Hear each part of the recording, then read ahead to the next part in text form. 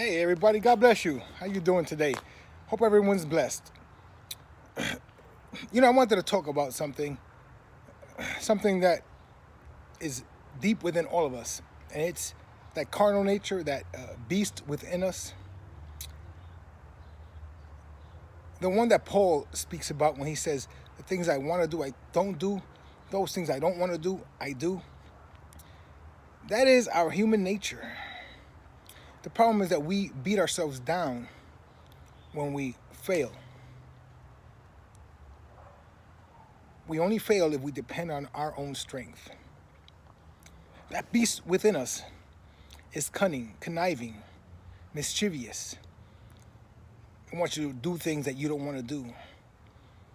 That's why we wage war, right? We wage war within ourselves. Our carnal nature and our spiritual nature are at war and will always be at war. Don't think for a moment you can conquer that beast within you. That's that beast that Paul was battling with. We all have it when we fail or we think we fail. Most of the time we fail because we depend on our own strength and not on God's. Or we fail in our own minds because we assume that if we did wrong, God has turned his back on us.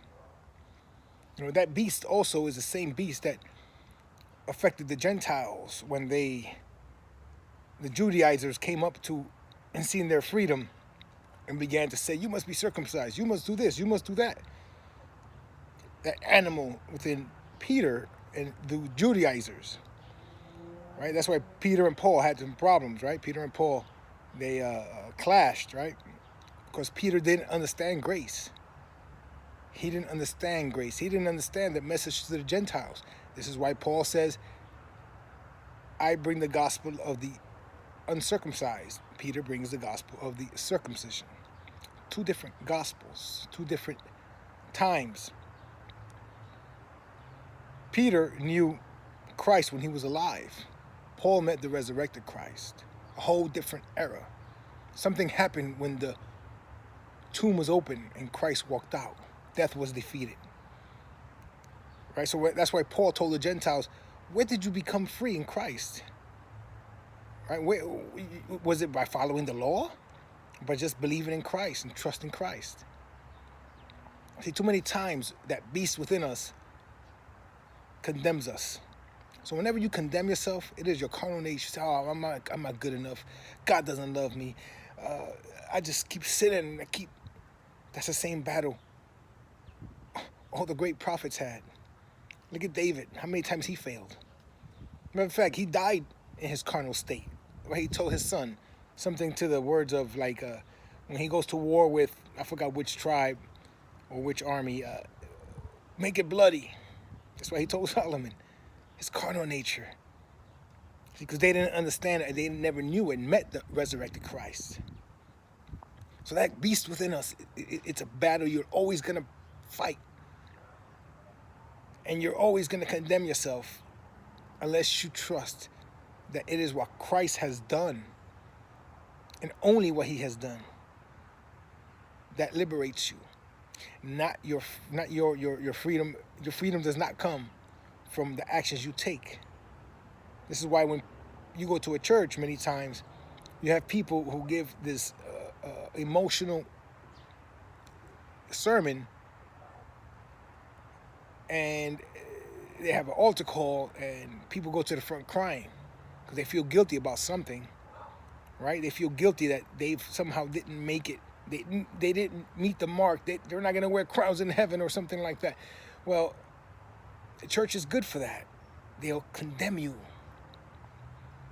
right? They'll preach these emotional sermons, and toward the end of the sermon, the pastor is changing his voice and, well, brother, if you need Christ to re-energize you, come to the front. The piano's playing smoothly in the background.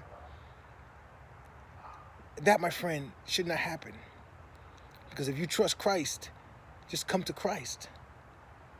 Just come to Christ. That beast within you is always going to be that thorn on your side. You're always going to battle that beast. You're always going to have to fight it off and say, dang it, but in Christ I have victory. You can't assume if I did wrong, I'm going to start going to church 3 times a week now. I'm going to fast, and I'm also going to read my Bible every single night. I'm going to make sure I pray in the morning and in the afternoon. That's not going to help. That's not going to help when you fail. Right? You might think it does. It might help temporarily. But you gotta find the symptom. The symptom is that you don't trust Christ completely with your salvation. You're depending on your work. You're depending that what you do makes a difference. Right? You hear the sermon, grace is free. Right? The gift of salvation is free. Come. It's all yours. It's free. It's given to you. Right? It's given to you. So that battle with the beast, you're never going to conquer it. You're just going to have to live with that thorn on your side, but you have to trust that it is Christ in which you must rest. It is in Christ in who you must depend on. It is in Christ that your salvation lies. That's why he's the beginner and the finisher and the author of your life. Don't think for a moment if you fail, you caught God by surprise and he's like, what? You did that? You had that thought? Those words came out of your mouth? Nah, you can't catch him by surprise. Hence the reason why Christ came. So you can never outdo God's grace. Believe that, my brothers and sisters in Christ. May God bless you. May God continue to bless you.